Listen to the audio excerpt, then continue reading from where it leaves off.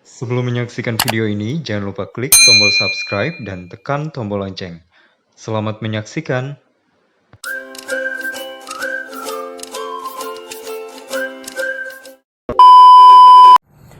Halo, Assalamualaikum warahmatullahi wabarakatuh. Welcome back to my channel. Bagaimana kabarnya teman-teman semua? Semoga semuanya selalu dalam keadaan yang sehat.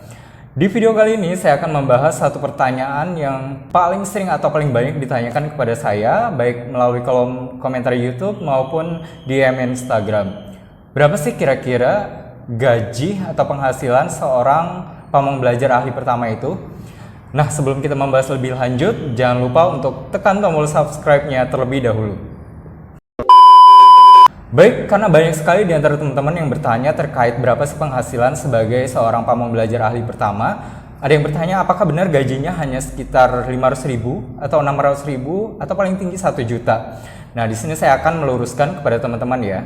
Jadi untuk penghasilan menjadi seorang pamong belajar ahli pertama itu, yang pertama yang udah pasti yang akan teman-teman dapatkan adalah gaji pokok. Nah, untuk gaji pokok sendiri untuk PNS dan juga P3K ternyata saya juga baru tahu ya, ternyata berbeda antara P3K dan juga CPNS. Karena nanti teman-teman yang menjabat sebagai pamong belajar ahli pertama itu masuknya kan di golongan 3A. Nah, untuk golongan 3A PNS ini gajinya sekitar 2,5 juta gitu ya, 2.500.000. Kemudian untuk P3K itu ternyata berbeda sedikit, jadi lebih tinggi sedikit sekitar 2,9 hampir 3 juta seperti itu.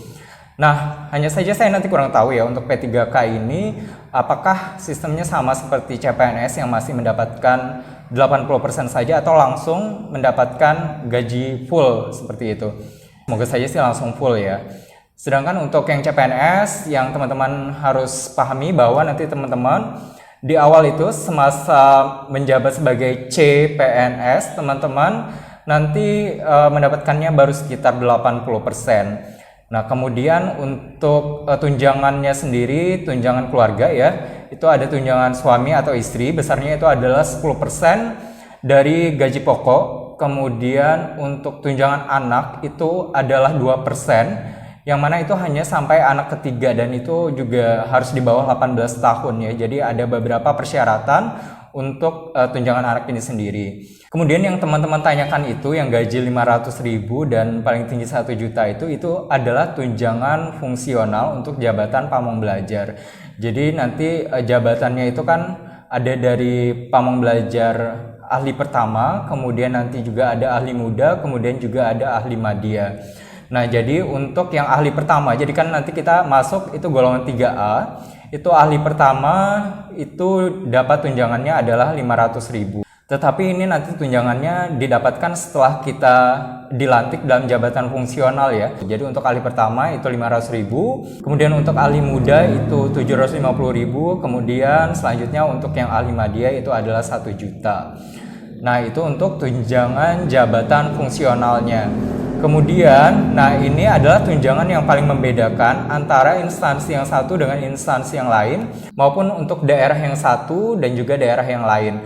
Nah, jadi ada namanya TPP atau tunjangan perbaikan penghasilan atau juga biasa dikenal dengan tunjangan tambahan penghasilan atau TTP atau beberapa instansi juga menyebutnya sebagai tunjangan kinerja atau TUKIN. Nah, untuk TPP, saya menyebutnya TPP saja ya. Jadi untuk TPP ini berbeda antara daerah yang satu dengan daerah yang lain. Jadi ketika teman-teman bertanya kepada saya, berapa sih total penghasilan saya? Tentu itu akan berbeda dengan daerah teman-teman. Karena TPP ini sangat tergantung dengan kemampuan keuangan masing-masing daerah atau APBD di masing-masing daerah. Nah, jadi bisa jadi misalnya di Jakarta besar tetapi bisa jadi di daerah lain itu tidak sebesar di Jakarta seperti itu. Dan ketika teman-teman bertanya kepada saya berapa sih total penghasilan saya dan saya jawab sekian, itu belum menjamin di daerah teman-teman sama, bisa jadi kurang dari itu dan bisa jadi juga lebih besar daripada itu karena kembali lagi itu tergantung pada kemampuan daerah di instansi atau daerah teman-teman masing-masing. Nah, jadi seperti itu teman-teman.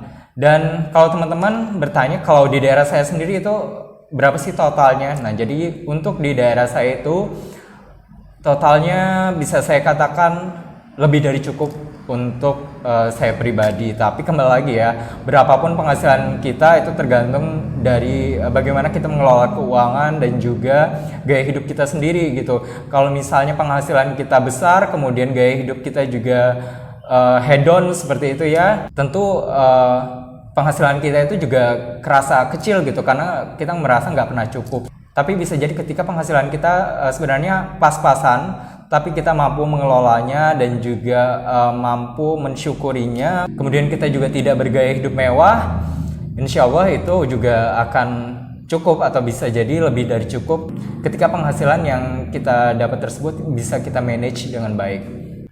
Kalau masih ada teman-teman yang masih penasaran lagi berapa sih penghasilan untuk di daerah saya sama seperti yang lainnya, silakan DM saja, tidak apa-apa.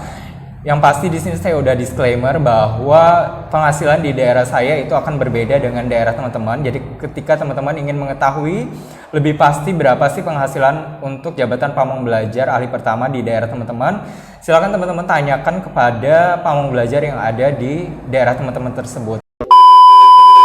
Baik, itu dia teman-teman penjelasan dari saya atau jawaban dari saya terkait berapa sih penghasilan pamong belajar ahli pertama itu.